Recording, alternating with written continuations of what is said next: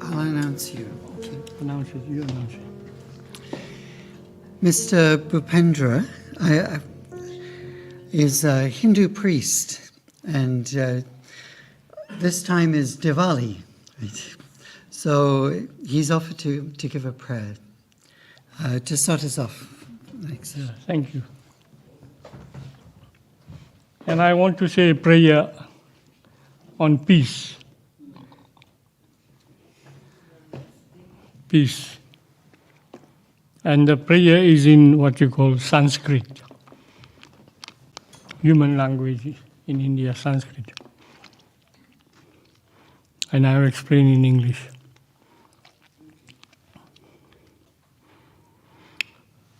Om. Excuse me. In all the beginning of our prayers, we say Om. Om is the supreme name of God. So we say Om every time. Om.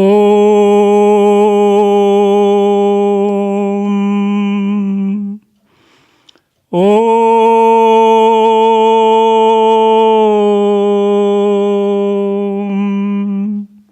All say Om. Om.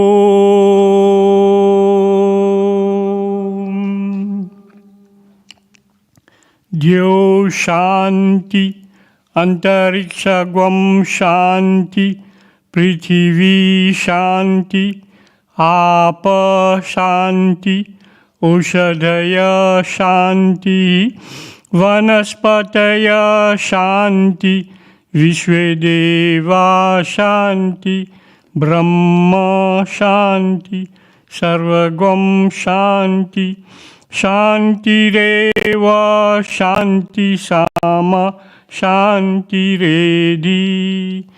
Om Shanti Shanti Shanti. Shanti means peace. And Om Jio Shanti. May there be peace in the sky.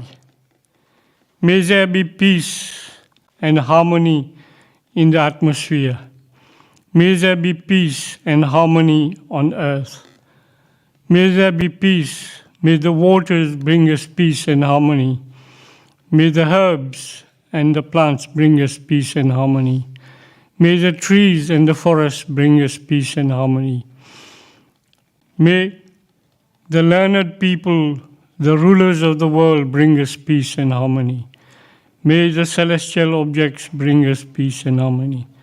May there be peace in everyone and everywhere. Peace, oh peace. Go and say it. Peace, oh peace. Everlasting peace. May that peace come and repose in our inner self.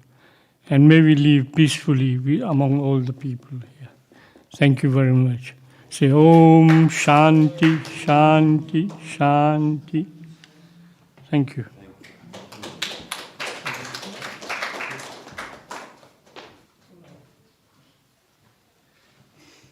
Thank you very much. Let's welcome Rev Dr. David Hanna back. Thank you.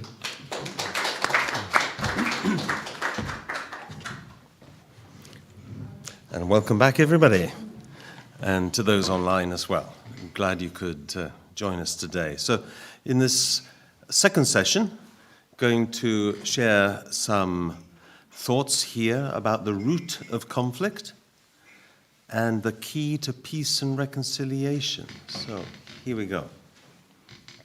As was noted, certainly our little group at the end of the morning session, we talked about how the reality of our world is tragically different to the things that we were describing. So we have a world of conflict. We don't need to dwell on that on this occasion. Many of our UPF programs focus on certain areas which need our attention and are causing us grief. So, but we need to acknowledge this.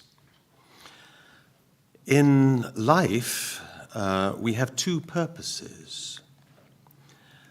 Two purposes in our life. This is again quoting Father Moon, speaking in the 1970s actually. He said, one is the purpose of our own lives, The other is the purpose of our lives in relation to others, that is our family, our nation, or the whole world. And there must be a balance between these two purposes. If too much stress is placed on individualism, then collective virtues are lost, such as love of the nation, brotherhood of the people, family integrity, relationships between parents and children, and finally, even the value of individuals themselves.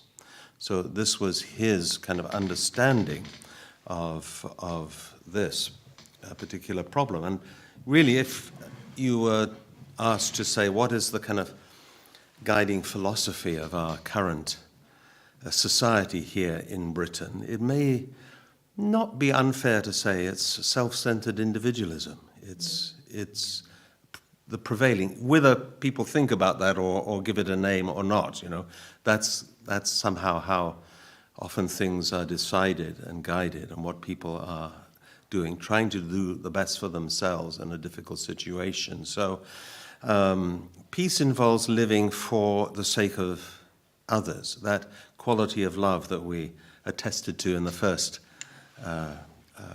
lecture this morning. So living for the sake of others is a principle operating in the pair system that we talked about. That means I exist to benefit the whole. That's like a higher purpose for my existence. And I describe it here just diagrammatically. I'm part of the whole society or the whole world, the family of humankind. I'm part of that. As an individual, I'm part of a family in most cases. So individual is there to serve the whole and to benefit the whole. And the individual then is living for the whole. As a result of that, the whole supports the individual. There's a give and take or give and receive relationship going on here. And therefore, it's kind of a principle whereby, imagine you have 10 friends, and you really are a person who serves and helps those people when they're in difficulty, or just generally, or you're always concerned about their well-being, and you give time to them in terms of talking and sharing. They come to recognize that, so that should it be that you were in difficulty, those people would come and help you naturally. You couldn't stop them doing that, right? So when you've supported people that way and are living in a way for their sake as well as your own, then they will naturally want to support you. So that's the whole kind of coming back to benefit you when necessary. The cause of conflicts, which is our topic here, is to do with self-centeredness, where you have less regard for this higher purpose, and even come to think somewhere that others exist for my benefit, and they should exist for my benefit. So this diminishes or ignores the value of the whole, in effect. You can diagram it this way. Maybe I'm thinking of myself as a separate entity apart from that whole out there, and that should be supporting me. The government should be supporting me. The society should be helping me. This kind of mind, of course, is understandably to do with self-centered orientation in your life. But there are ideologies that have justified and even encouraged conflict as a means of progress, such as Marxism, Leninism, and communist ideologies. So Father Moon was talking about this when it was a real battle that he was very engaged in, because he prepared through his thought, prepared and had taught all around the world a critique and counter-proposal to communism, really exposing its fallacies and its flaws. He said here, again in the 1970s, according to the logic of communism, there will be constant struggles as long as there are classes of people. In our ideology, there are no, that means UPF, principles of peace, right? In our ideology, there are no class differences, but only family relationships. Here there's no discrimination. There are no people above or below, but only the relationship between parents and children providing order in the family. And he goes on to say, according to communist ideology, mine is mine and yours is mine. On our part, we must think, mine is yours and yours is the nation's, and the nation's is the world's, and the world's is God's, and God's is mine. In this way, like everything is coming back to support yourself in a way you don't have to worry about it. So this is part of what I think in the Jewish Christian tradition is almost called the lie. That we are under the illusion that by giving to others or living for the sake of others or giving out unconditional love, somehow I'm going to lose out. But it's not true. If you live your life with unconditional love, actually so much more comes back to you. You can't stop it. You're not doing it for that sake, because that would be already conditional, right? But naturally it comes back, and that means that love is something that just multiplies when you give it. There's not a certain amount that has to go around and is then spread very thinly, right? So that's why we sometimes say that love is parental love. A parent may have one child and they'll love that with 100% of their heart. If a parent has 10 children, do they love 10% each? It doesn't work that way, does it, right? It's 100% each. It's a strange mathematics, right? Our Mother Moon, we say true mother, Mother Moon calls it the logic of love in her efforts to promote the role of women in the Women's Federation for World Peace, of which she's the world president. Then she talks about the logic of love, which is a particularly strong point for women. Right? That kind of different kind of logic. Right? So the reality of human nature is that there's, we have a selfish nature. In some people that's well developed, in some it's, much less so. But everybody has some, what we call original nature. And that may be undeveloped, in some it's more developed, but it's still that kind of life of the conscience, of the inner kind of knowledge of what is right and what is good. It's there in each person's heart. But in reality, we have a kind of conflicted self. And you'll see that in various religious texts and scriptures around the world. Here's from Sikhism in the Adi Granth Sahib, you have, whoever proclaims himself good, no, goodness approaches him not. These are always rather poetic, aren't they? Right? But obviously that's saying, as soon as you start to think, I'm all right, I'm good, then that's probably not the case, right?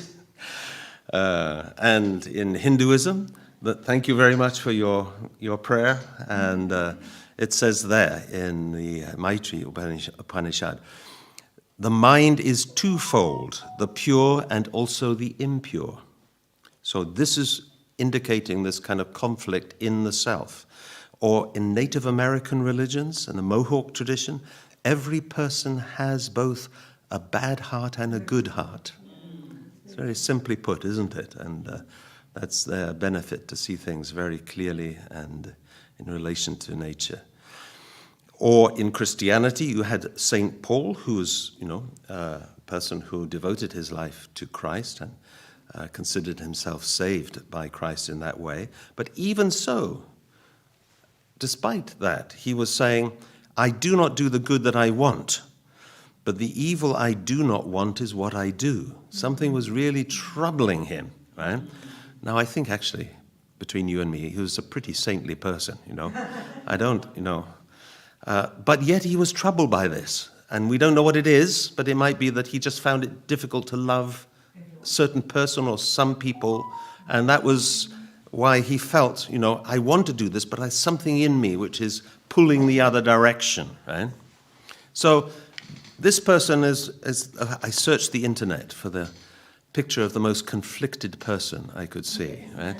Something's going on in his mind, right? So yes, we have certain kind of evil thoughts.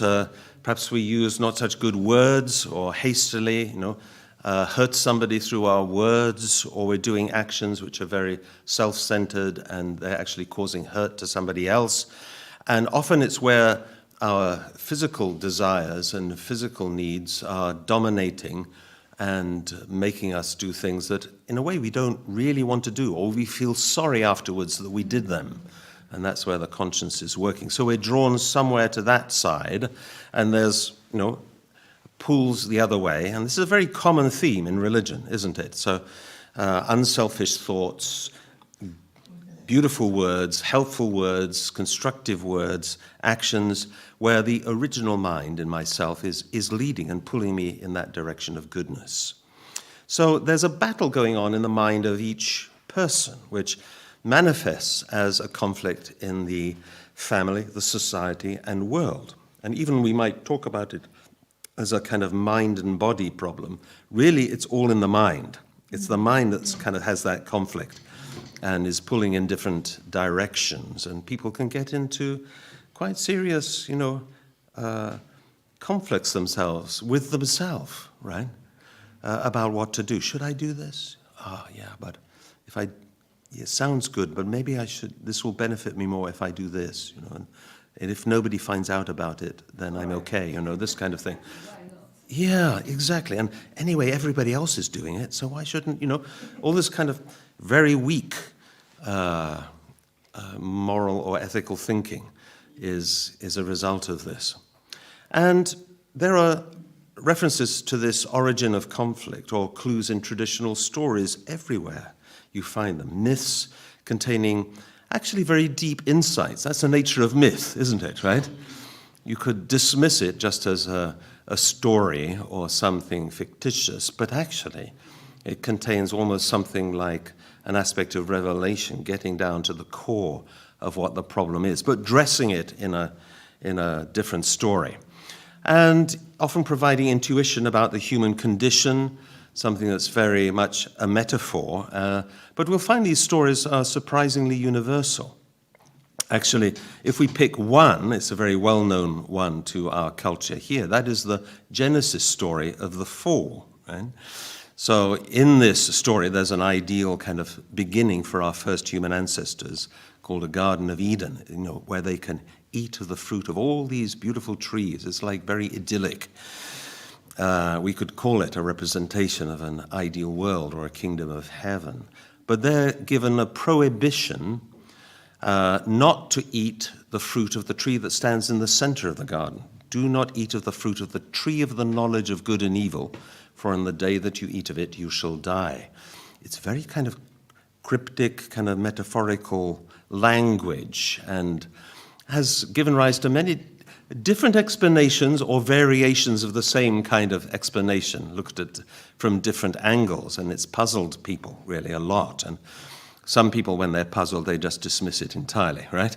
Like there's maybe no value here. But Father Moon analyzed this very deeply and prayed a long time about the origin of evil, as expressed in this and other stories, maybe over a period of 7 years in his young life, and really fought many spiritual battles to understand it, especially what this fruit is a metaphor for when it's referred to there, because there's a character which is like the evil serpent that's coming along to tempt the first woman, Eve, to eat of that fruit, even though God said, don't eat of that fruit.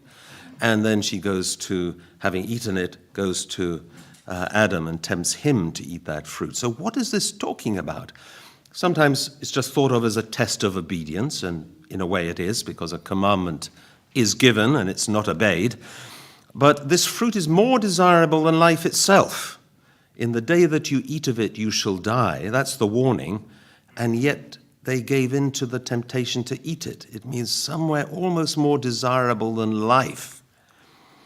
And it's portrayed also as being essential to fulfill life's goal, because the way to the tree of life, which expresses that goal, living in a true way, is blocked and barred when they commit this mistake and eat of that fruit. So it's like a block to getting to where I want to get to in life. So it's very profound, obviously, this story. To go to the kind of conclusion straight away, his understanding and analysis was this fruit that is referred to is love itself, especially the holy husband-wife relationship, that intimate aspect of love which should be treated so preciously and so valuably and is there to bond, two people, a husband and wife, into one. This is a very precious and powerful love, right? That is something that people will sometimes die for, right? So it's more powerful than life. It is, the most powerful thing in the universe, really, and gives life its meaning. And then we think back to that tree, unusual name, tree of the knowledge of good and evil. Well, biblically, if you look at other references, to know is to have sexual relations, actually. And to bear fruit is a way of expressing, producing a worthy result, that will be passed on down through your lineage. So when it comes to love, the quality of your love as a person and as a parent is going to determine the quality of your lineage and what you're passing on. Isn't that right? If you're loving with a true love, as we defined it earlier, that's going to pass on to your children. But if it's a self-centered and a kind of love that can even cause upset and abuse to others, then this is going to be passed on as well, and it's going to be the example that you give. Well, we looked at the kind of classic biblical or Christian example. But it's interesting to see that this subject is touched on in other faiths as well. This is, again, this point of extracting universal values from these other faiths. For example, in Jainism, do we have any Jains here today? We did last time when I asked that question. A lovely lady sitting in the front, right? So it's better to die than to indulge in partaking of forbidden lustful pleasure. Wow, that's pretty strong, isn't it? Or in the Dhammapada of Buddhism, the man who goes to the wife of another digs up the very roots of life. Again, very strong. Or, do not come near adultery, for it is shameful, a shameful deed and evil, opening the road to other evils in the Holy Quran. Or we have here in Judaism, this is a commentary on that story which we read, right, from the Talmud. What was the wicked serpent contemplating at that time? He thought, I shall go and kill Adam and wed his wife, and I shall be king over the whole world. Again, it's this kind of abuse of the sexual relationship, which is often used in power play, isn't it, for people to get a superior position over other people, or to enable people or put people out of action, really. So here in Hinduism, in the Mahabharata, it says, formerly all creatures were virtuous, and by themselves they obtained divinity. Then women who had been virtuous became wicked witches, and Brahma filled them with wanton desires, which they in turn inspired in men. He created anger, and henceforth all creatures were born in the power of desire and anger. All these are a way to, with divine inspiration, give some explanation to why we are in this kind of difficult quandary and struggle, especially in the area of love that's most precious to human relationships. Here again in the Holy Quran, O children of Adam, let not Satan seduce you in the same manner as he got your parents out of the garden, referring to the same story, stripping them of their clothing in order to expose their private parts. Or in Sikhism, sexual desire is the window, pain and pleasure are the gatekeepers, virtue and sin are the gates. Or here in 1 Corinthians, again, Paul in Christian tradition, flee from sexual immorality. He who sins sexually sins against his own body. So we see it in these different traditions, all coming back to this as a kind of key problem which has to be addressed and either avoided or solved. So Father Moon's explanation was that, our first ancestors were growing towards their spiritual maturity, but they've got kind of 2/3 of that journey, like into the end of their adolescent phase, and they're not mature adults yet. They still have a way to go at the top. That last stage is a kind of evolutionary stage in a way that we haven't been through yet in terms of evolution of love. And they're given a prohibition, do not eat. In other words, don't engage in any sexual relationship during that growing period while you're maturing, because love is something you have to be mature to be able to handle and to be responsible for. But after that, you will be free to eat, because that is getting onto that second blessing or second foundation of happiness with God's blessing, and you'll be able to establish a good marriage and a good family that will last. So the fall represents kind of going to a much lower place, even creating for ourselves what we call in religious terms a hell on earth. Well, how did Father Moon express this? He said, what is the reality of our world today? It's disorder and sickness of every kind, including war, violence, drug abuse. These have infected humankind. More important, the rapid collapse of sexual morality among the young, the increasing divorce rate, the breakdown of the family are all destroying the foundations of human society. And all these things originate from the fall. Do you remember back in the first lecture we talked about true, genuine love? This was the definition, or one of the definitions, unconditionally caring about the happiness of another person. So what is conditional or false or imitation love? Also in our society called love. There's love and there's love, right? All kinds.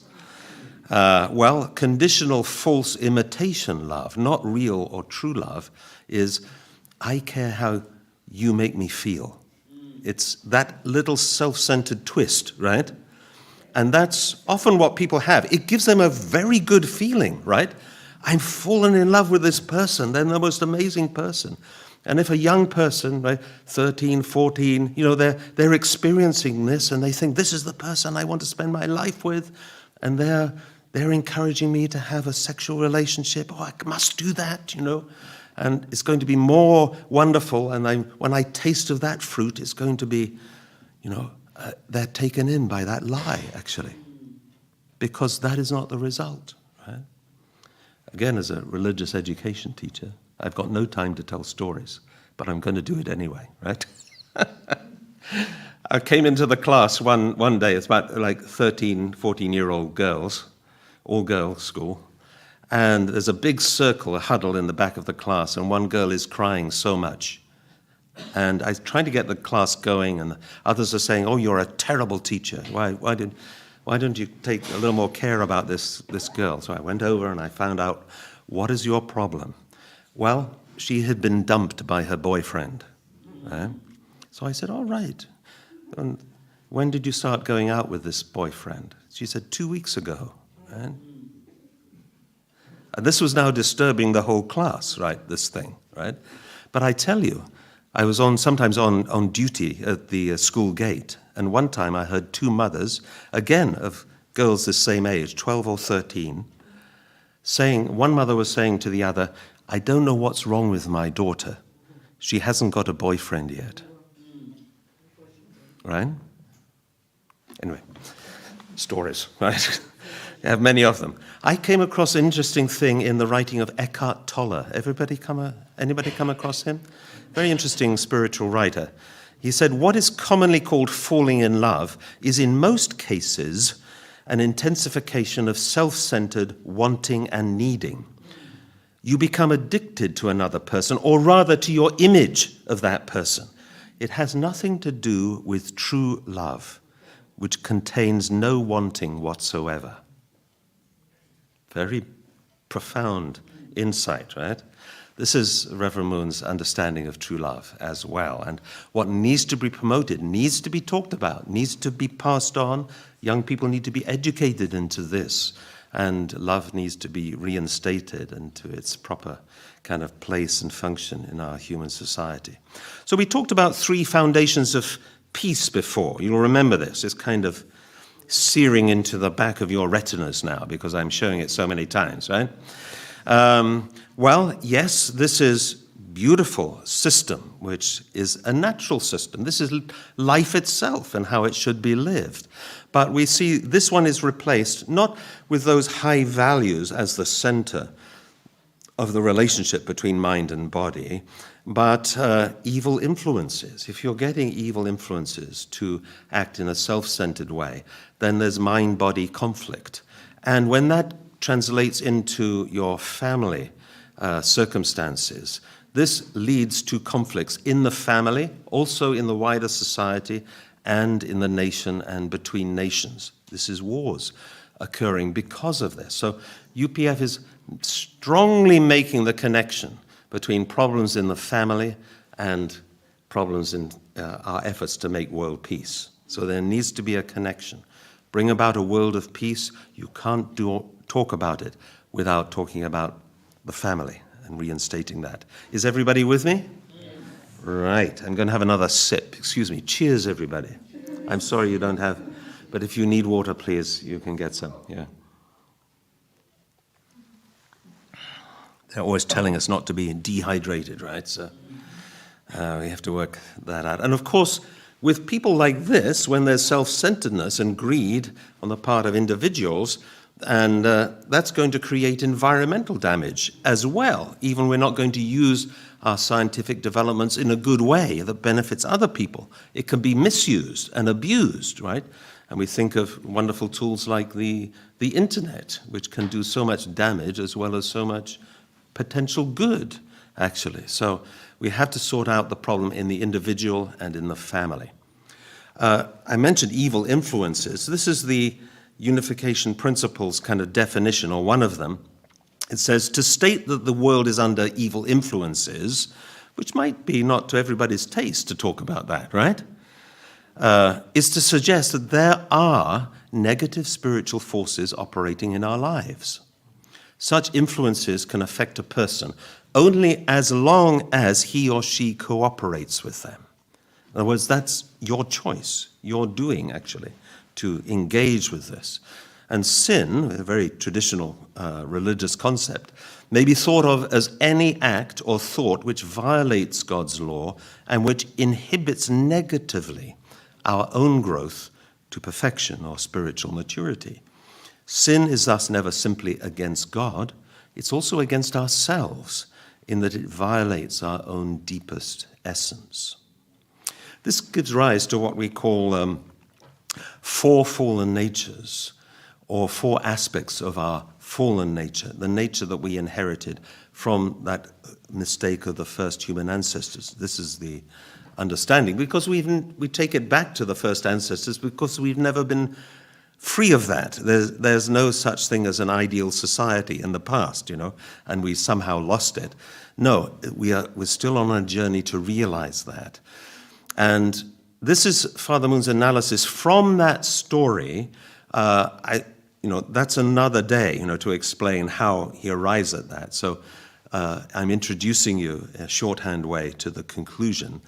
But his realization was that what we've inherited are tendencies, four tendencies, which are not helpful and not good. First is not loving people as God loves them, or not seeing situations as God sees them. So we've lost that perspective. Secondly, it's neglecting our own responsibility, which is part of our kind of God-given purpose of life, and seeking a position and role that rightfully belongs to others. It's also seeking to dominate others whom one should respect and cooperate with, so behaving unrighteously and disrupting a proper order. There's a tendency to do this on the part of fallen human beings. And then a person seeks to justify their own wrongdoings, to shift the blame, and to encourage others to join in the same evil behavior. So these kind of flow on from one to the other. Put simply, I know it's not poetry, right? But it's not loving from God's standpoint, leaving one's proper position, reversing that order of dominion, and multiplying evil. And this, in a way, is a journey under that topic of sin. Sin mostly is expressed in religious traditions by concepts, right? Such as pride or an excessive belief in one's own abilities, or envy or gluttony or lust, or, these classic concepts which religion passes on to especially younger people through stories. It's the best way, right? Because you can't just give a dictionary definition and expect people to grasp what that is. You have to give stories. But this understanding actually goes under that kind of skin and shows what gives rise to greed, what gives rise to lust, what gives rise to these bad aspects of human nature, the opposite to virtues that we might want to encourage. So I give you an example here, right? This example is, it's like falling downstairs. That's why I've got the stairs there, right? You may be wondering, right? Yes, we're falling down. Imagine that in an office. Anybody worked in an office? Right, a few people, you have to imagine. Some of you never worked in an office. You lucky people, right? Must have done something very exciting. Huh? So anyway, or any work situation, and a job, a position comes free above you, right? And there are, say, for the sake of argument, two people wanting that job, yourself and somebody else. They want to get that job. It means a higher salary, more status, a little bit better. It's an advancement, isn't it, right? So, two people want this job. Now, if you're a good-natured person, you'll probably say, well, I'll just do the best that I can at my job. I'll let other people, advise. Maybe I have an interview and I'll try my best. And if they choose me, that's wonderful, right? I like the job, but, let's see if that happens. The other person might be thinking, no, this job is mine. I want this job, right? So it starts with a kind of self-centered viewpoint, right? Which nobody can see, nobody notices, right? It's just in yourself. And it starts in the mind. But then that person might think, well, actually, I'm much better than the other person. I'd be much more suited to this job. Because they're a person who always thinks their ideas are the best. Have you met anybody like that, right? In a meeting, they always think they have the best ideas and wonder why nobody adopts them, right? And they get irritated if somebody else gets their way. This kind of thing. Very self-centered. And such a person then neglects their own responsibility because they're just thinking about how to get this job, right? And they're not doing what they should be doing, believing themselves to be better than others. So that starts to get turned into action.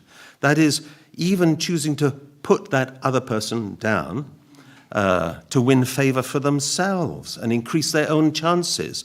So they maybe share a little terrible secret about me, and they make something up and say, do you know what this person said about the boss? Yeah, make sure it doesn't get back to him, right? Hoping that it will get back to him, right? So, they'll spread this rumor, they'll leak something which isn't true, they'll try to get an advantage somehow. Does that happen in our society? No, it doesn't, does it? Not amongst our highest politicians, does it happen? No, right? So, they're putting down others to win favor for themselves. And this is actually now, what started with just a self-centered viewpoint is now causing harm to others. It's actually affecting other people's life. They're then getting others to back them up. If you put in a good word for me, I'll make sure that when I'm in that position, you are well treated, right? They'll start to use these little kind of bribes to get that person on their side.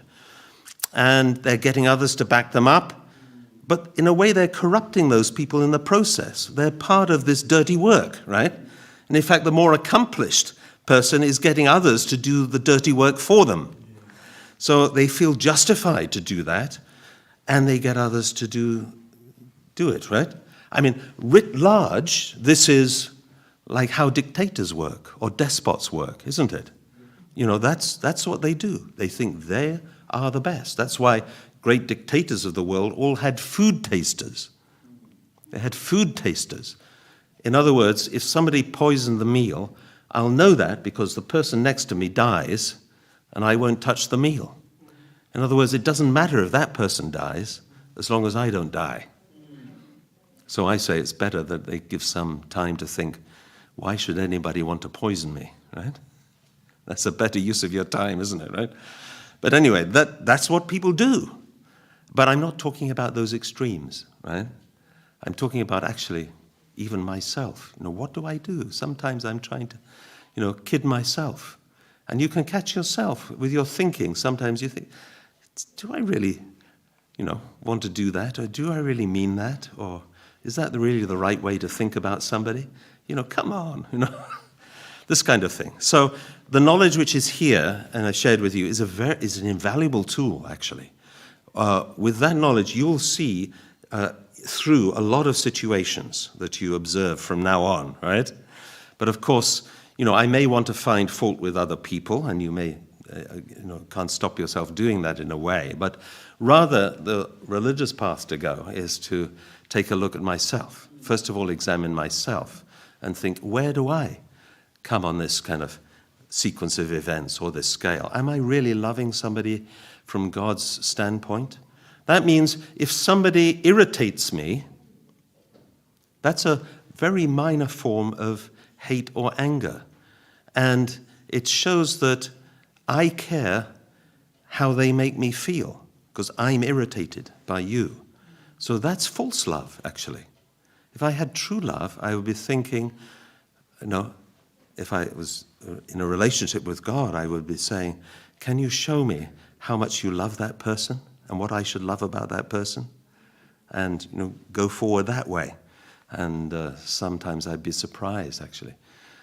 If you're thinking that way and praying that way, then circumstances arises when you find out something about that person that irritates you, that totally changes your perspective.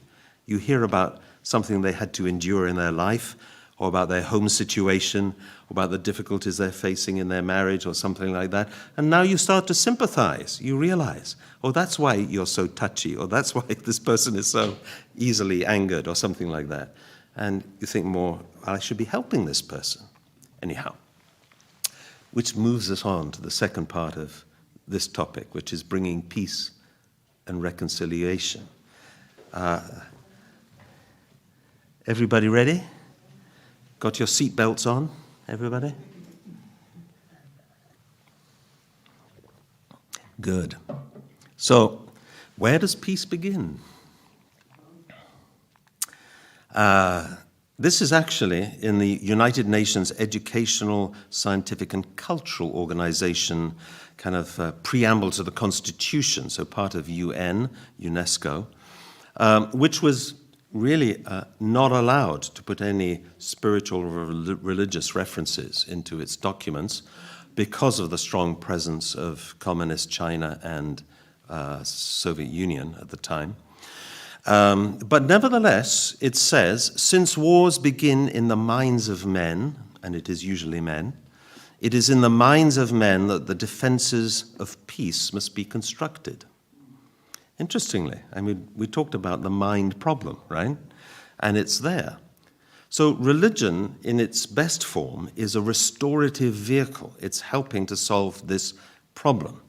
And again, quoting Father Moon, he said, why throughout history have people needed to improve themselves through morals, ethics, and religion? Why should we observe them? It's because we sense something is wrong with us and we desire to return to our original standing. That's intuitive kind of recognition of the problem. And that's why, although it's concentrating a lot on the ideal, as we did in the first presentation, and it's unusual to concentrate too much on that. It seems almost out of balance, doesn't it, right?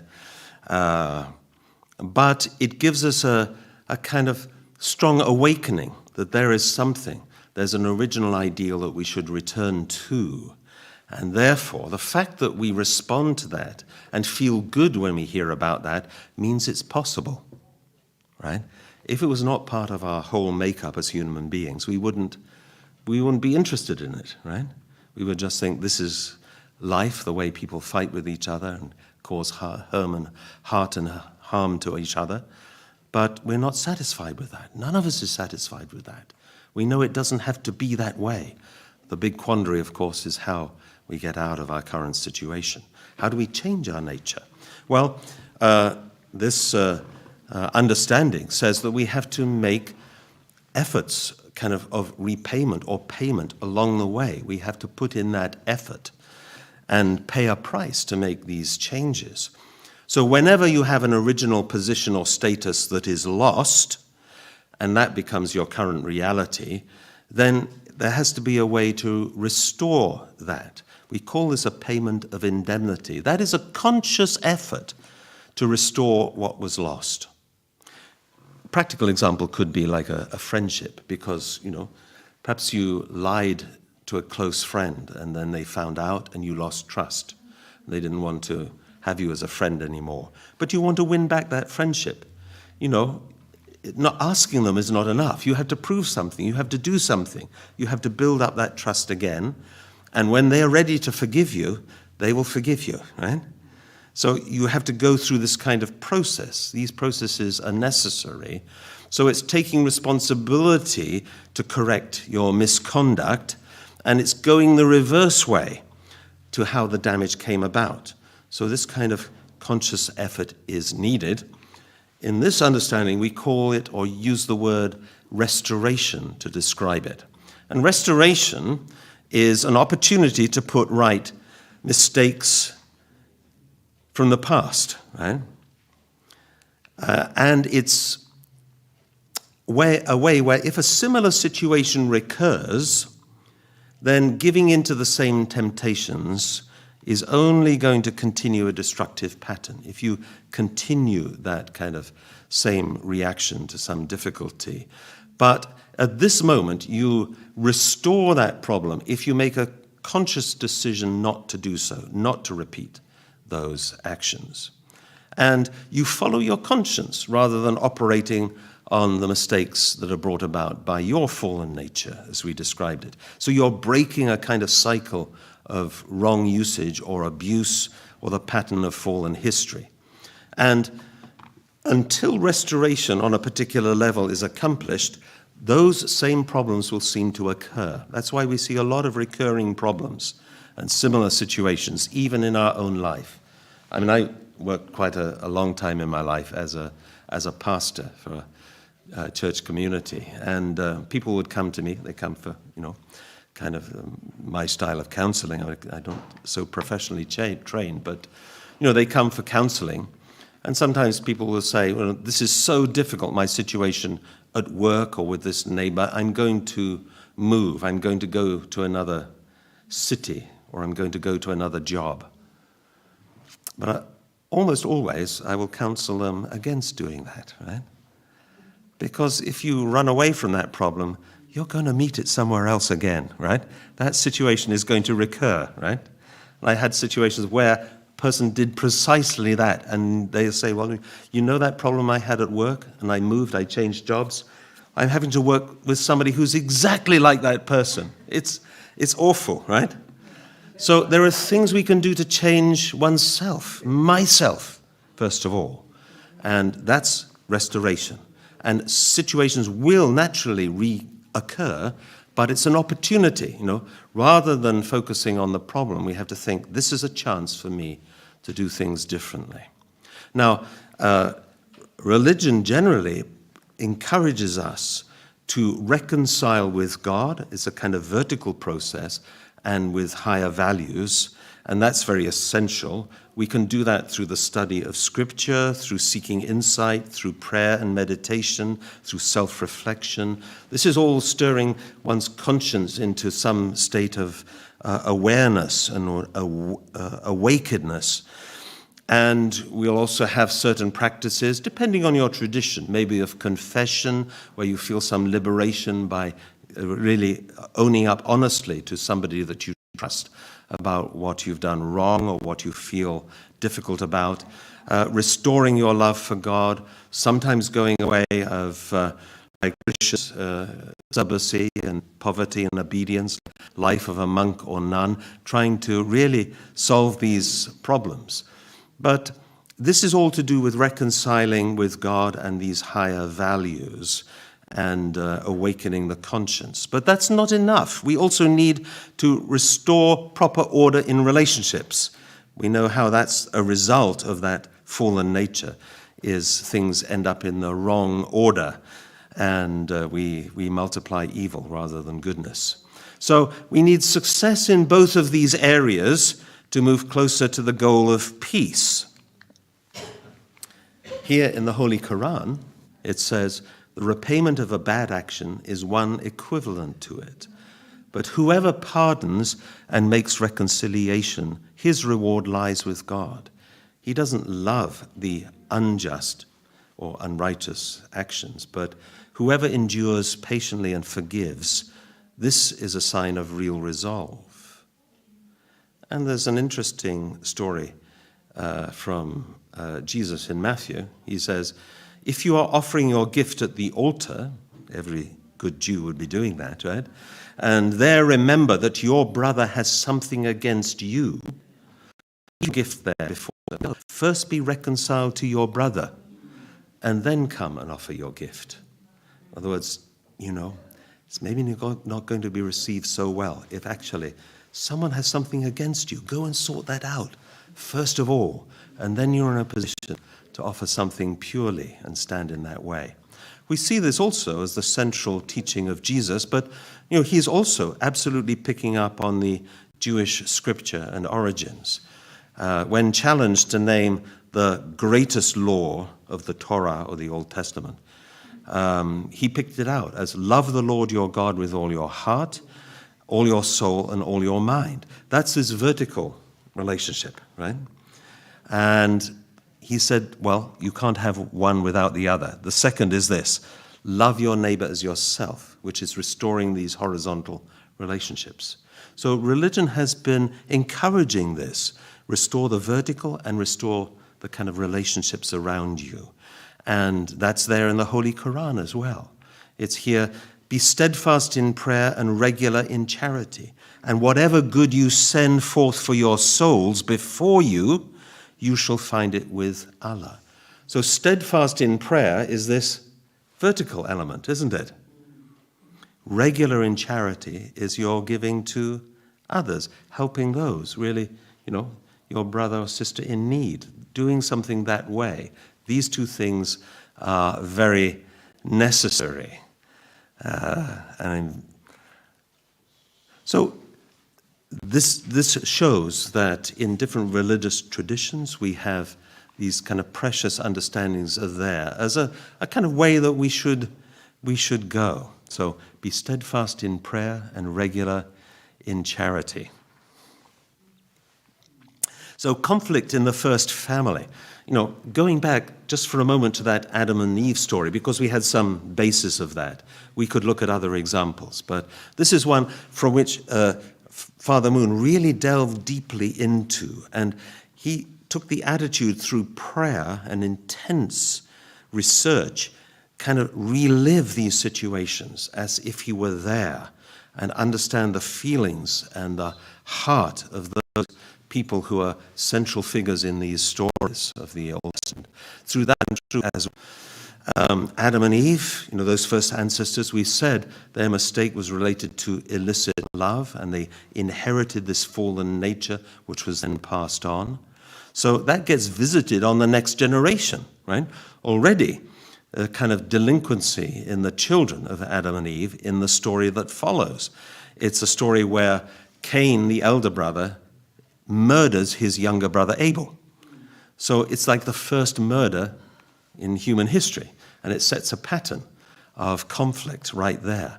And it substantializes what was there in a more kind of spiritual way, but very real way, but it makes it kind of a direct physical violation like this. Now, it's an archetype of conflict, we can say, but certainly we can know that God wanted these brothers to love each other. That was the idea.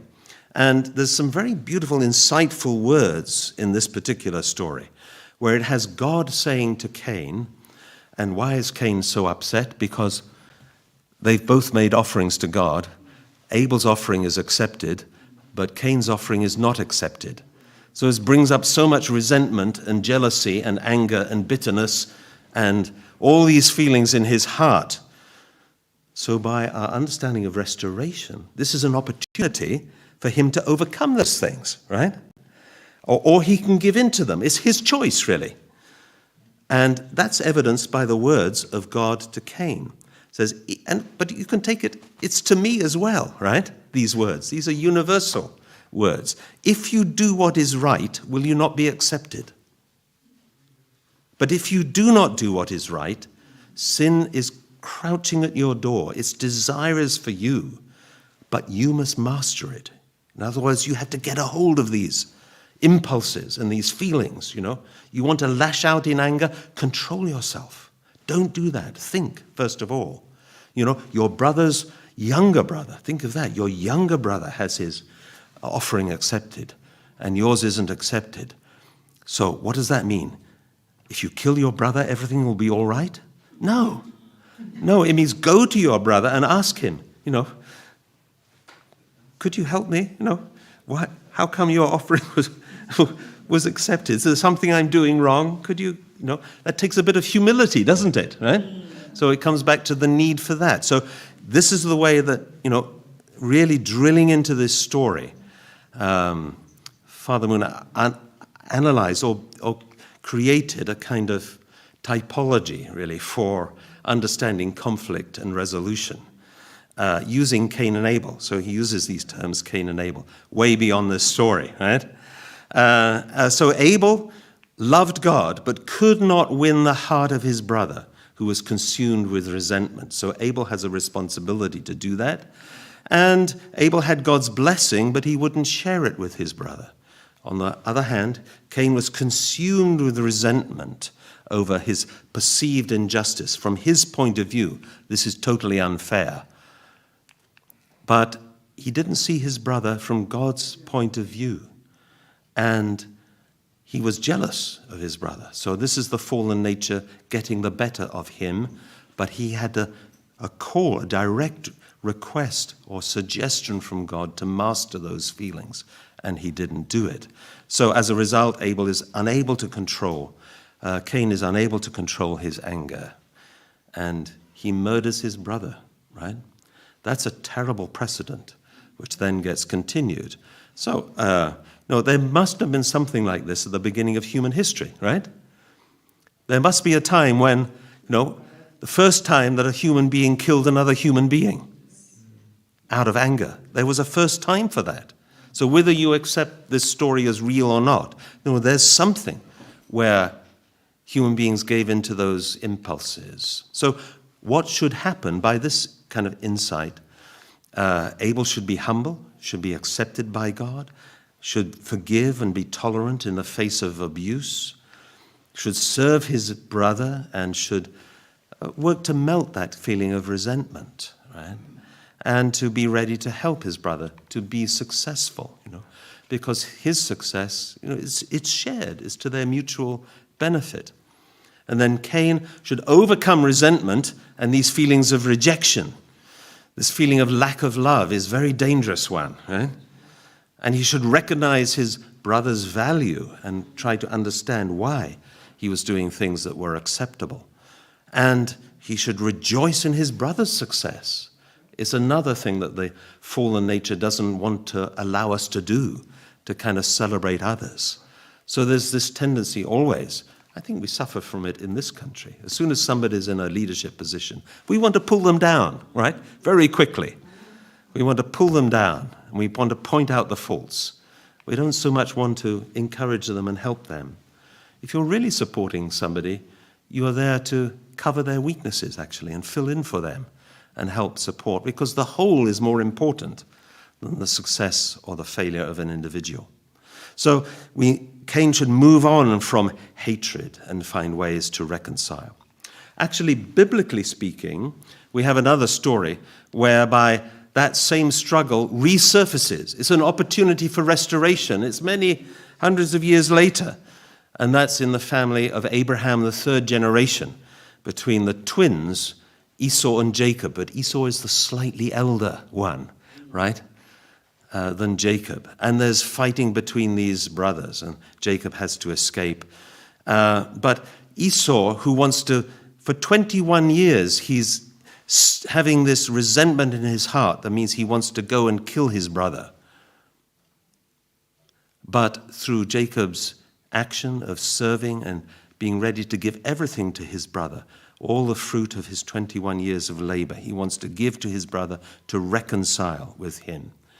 Esau, in that moment, comes to love Jacob from God's standpoint and see his goodness. And he restores a true elder brother position and no longer seeks to dominate unrighteously and is in a position to multiply goodness, which is peace that we're talking about, right? It's multiplying goodness, actually, for everybody's benefit. And this is a beautiful moment where they embrace each other and they weep on each other's shoulders. And, you know, if you're not familiar, I recommend you read the story. It's a wonderful piece of literature, right? Well worth understanding. So, as I said, Father Moon makes a kind of typology out of this. It starts with Cain and Abel. It's not a case of Cain is evil, Abel is good. They both have good and bad aspects, right? But there's a cause of conflict right there between these brothers. And Abel is kind of relived in the life of Jacob, and Cain and his feelings are relived in the life of Esau. But they make unity. They resolve this problem. So that is restoration taking place on a family level. It's still between brothers, right? It's the same scale. But then these traditions continue, and they become like views or ways of life almost. So that at the time when Jesus appears on the scene, there's Israel, the fruit of the Abel tradition, and there's Rome, which is the fruit of the Cain-type tradition. Right? Very accomplished, but it's a slave culture, and it's a brutal culture, and there's a lot of immorality in that culture. So they both need each other. We need the kind of unity of these brothers, or these kind of nations, you could say. Israel is very small, and obviously it's just like a younger brother, right? But still has something very precious that Rome needs. So there's an opportunity, he says, here. Even he says, and this is surprising to some, that the whole purpose of Israel developing as a nation was to create a protective environment to receive Jesus and allow him to live and work and teach over a long life. And if he could do that, then his message would go even to Rome, right? Maybe he would be allowed to speak to a crowd of 15,000 or even 50,000 in the Colosseum. Imagine that. What different course history could have taken. So anyway, this is the Hebraic tradition, which is God affirming and goes the way of faith, is non-violent.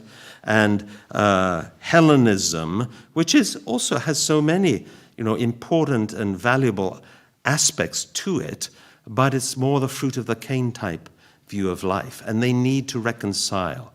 And in the period between 400 and 600 years before Jesus, we see, amazingly around the world, independently, various traditions are being either reformed or initiated. You get Confucius, and you get Lao Tzu in China, you get Buddha in southern India, you get Zoroaster in Persia, you get the Upanishads as a Reformation movement in Hinduism. You get the Malachi as starting a Reformation and a kind of constitution of the nation of Israel, waiting for the coming of the Savior. And you have Socrates and the Greek philosophers, which Father Moon always regarded Socrates as a kind of great saint, up there. Great religious figure, interestingly, because of the contribution that he could make to future civilization and culture. It's very significant, right?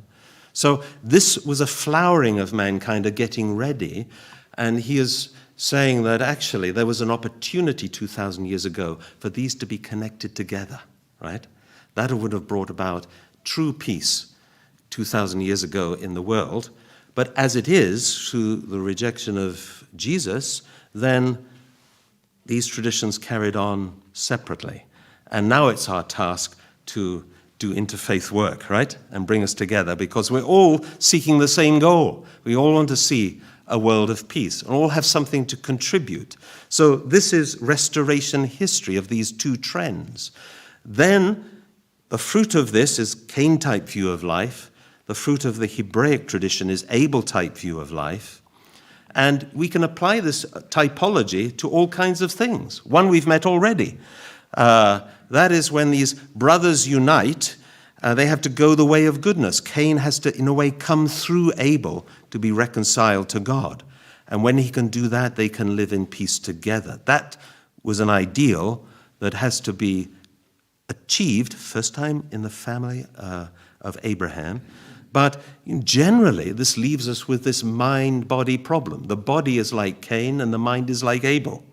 So we have to have the body come through the mind and reconcile with God this way.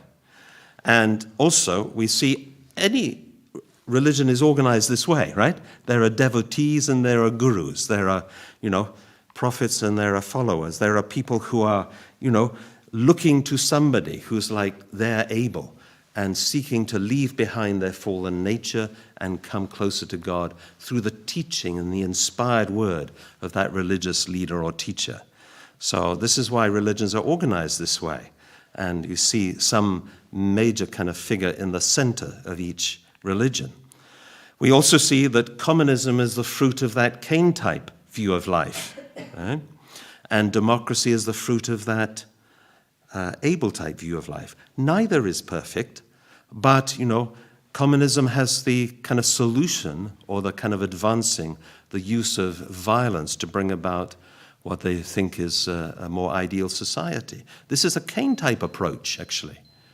Democracy seeks, when it's allied to good religious values, it's very powerful and very good. When it loses that, it becomes actually open to a lot of greed and self-centeredness, right? And that, of course, can be criticized by the other side, A lot of Karl Marx's criticisms of capitalism are quite true, right? About the greed and the exploitation and things like this. It's a shame to the Abel-type side. Also, any issue can be looked at as having a kind of more Cain-type view and a more Abel-type view. Isn't it the case that in the debates that go on in society, there are these two kind of camps, right? One is more kind of Abel-type view values, human life and treats it as something sacred and holy. The Cain-type view tends not to do that as much, actually. So Sun Myung Moon's philosophy of peace blends really important individual, familial, and global elements with it. He called it, he used different names. One name was Godism. Do you like that name? Or parentism. He also used that term. And it's essential, are the things which I've introduced to you today, about understanding the nature of true love and false love and how to really bring about solutions based on love. It's interesting then when you look and see how these are echoed in the words of other great men and women. For example, here's Dr. Martin Luther King. He says, "We must discover the power of love, the redemptive power of love. And when we discover that, we will be able to make of this old world a new world. We will be able to make men better, and love is the only way." Amen. And he said, never get rid of an enemy by meeting hate with hate. We get rid of an enemy by getting rid of enmity. That's what we have to remove. And as a final word on this one, Father Moon said, I am teaching you to love those who hate you. If you love them, sooner or later they will come to like you. If you return good 3 times for every time someone does you wrong, eventually that person will bow his head. Try it yourself and see if I am right or not. Everyone has a conscience. speak to that original mind in the other person, even if they're railing at you and angry with you and bitter and full of resentment. Speak to their original mind and their conscience. Everybody has that inside themselves, right? So thank you very much, everybody. I hope that was of some value to you. God bless you.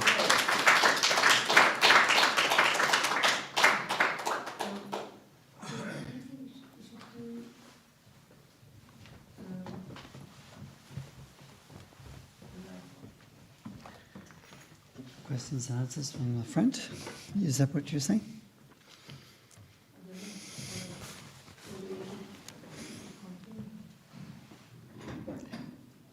Got until 3:45.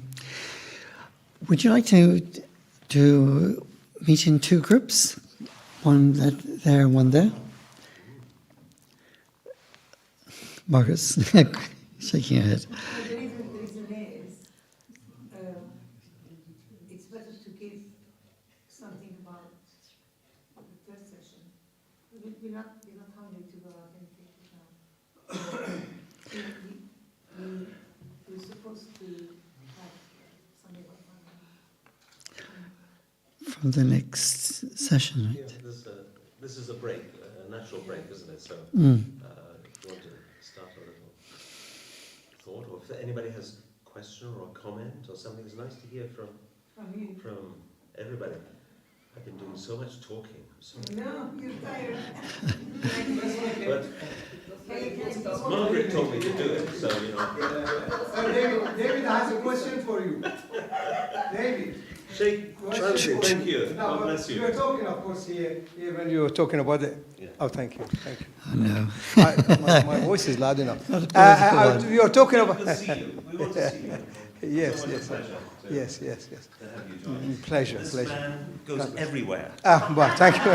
He's extraordinary. Thank you. Bless you. I think Actually- there's more than one of him, actually. I said I have to copy myself, of course, for you. However, God bless you, and it's good to be here, good to be good to around friend and talk about peace and talk about friendship and how we can get together, united, of course, and bring peace. I was just coming from the one of the friend's wife funeral. Mr. Coker's wife. Mr. Coker is one of the ambassador of the very early ambassador. Very proud. That's right. He was there, and it was I give the condolence from the UPF to there in the mosque. However, you're doing a great job. No, what I was going to say, I was talking to me and Robin, and you were talking about the Abel and Cain, and I said we were talking about the Israel and whatever happened in the current, and I thought you said Abel and Cain. I thought, what do David thinks Donald Trump is it Abel or is it Cain? Which one you think he is? Yes, give an answer. Yes, it's a question. Which one is that? What is it going this way? Is it going that way? At the moment, of course, with all respect, we have two in America, because when America have the election, with all respect, we have all has to look, because it's a leader of the world. But of course, we want to see which one again. I said I spoke many years ago to Donald Trump and so on, before he became first president. However, important is we got the two people which one is evil, one less evil, or whatever they call one best or one what. I want to see, do you think that Donald Trump can do right, or Abel and Cain, can he bring a peace to the world, or can bring a war to the world? This is happening. For example, it can be Cain, and he says no, it's a war. Would you think? You putting me on the spot, aren't you? So, I don't want to in any way influence the outcome of the American election, right? Now that we'd have much Yeah. Well, I think it's a good example of this fact that, each person has in themselves some kind of Cain and Abel. This is the conflicted person, right? And you can see such a person has a strong kind of high opinion of himself, right? Shall we say, right? But also, he represents, of course, more than that. We talk about him as an individual, but in terms of the values of the people that he represents, I think they are maybe the more able type in that way. But I feel it's unfortunate that he represents them the way he does, right? Because, you know, these aspects of Cain and Abel in oneself can get in the way, right?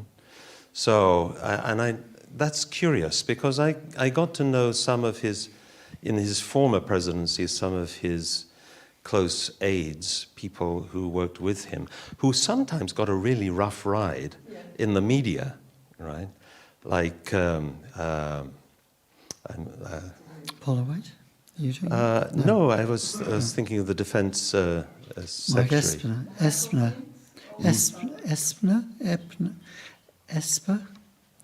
Mark Esper was the defense secretary. This is what's gone out of my mind at the moment. Sorry? Oh, yes, yes. But some of these people who are close to him in that way, I think are very fine people. Very fine people. Yes, and we had also Newt Gingrich speaking there on the video. Very fine people of integrity, actually, from my perspective, getting to know them and see them in a different situation, not just how they talked about in the media, right? Mike Pence was one, and he's gone to a number of UPF who was the really strong person who was the Secretary of State? Another Mike Pompeo. Mike Pompeo. You know, hearing them, UPF gave them a platform, and that's a unique thing about UPF, where they can also speak about their personal religious convictions and what drives them and motivates them, and this kind of thing. It comes out in their speech. They can't always do that from a political platform, although it's easier in America than it is here, right? You have to really be tight-lipped on your here. And I was very impressed by such people, right? So that meant surrounding Trump with all his eccentricities and unfortunate, you know, manner and everything. There were good people. So, yeah, it's not simply, you know, witches, right? So I'm being diplomatic in that way, as you appreciate, right? A man who appreciates diplomacy, right?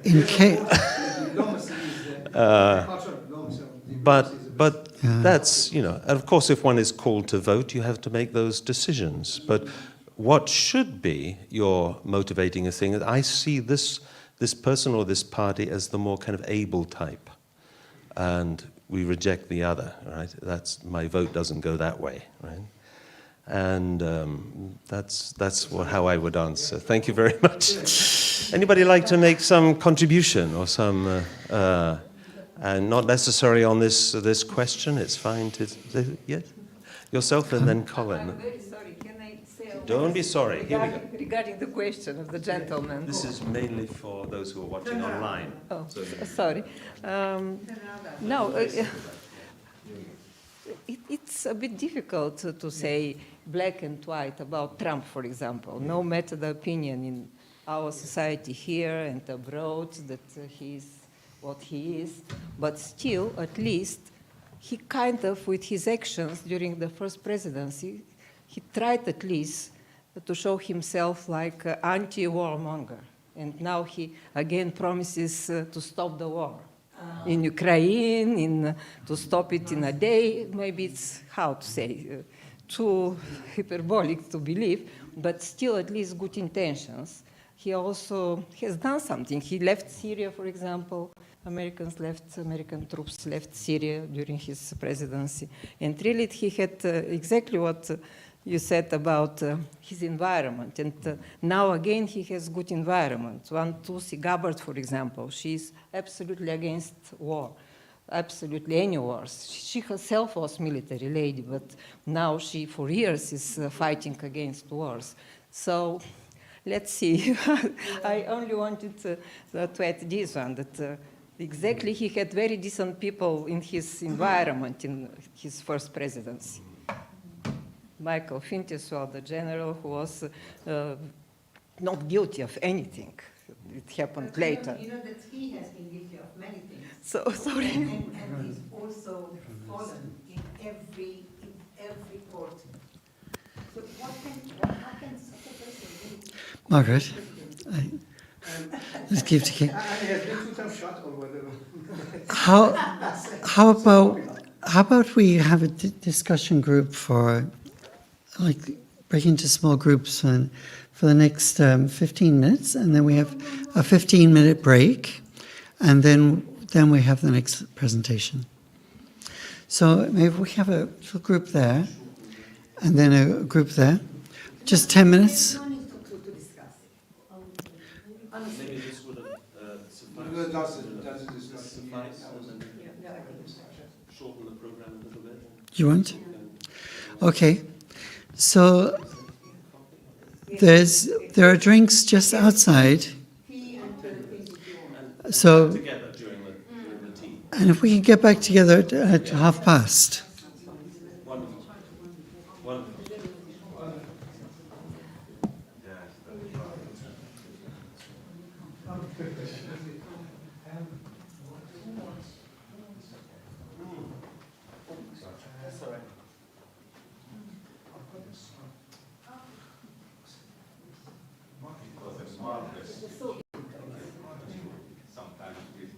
It's white or black.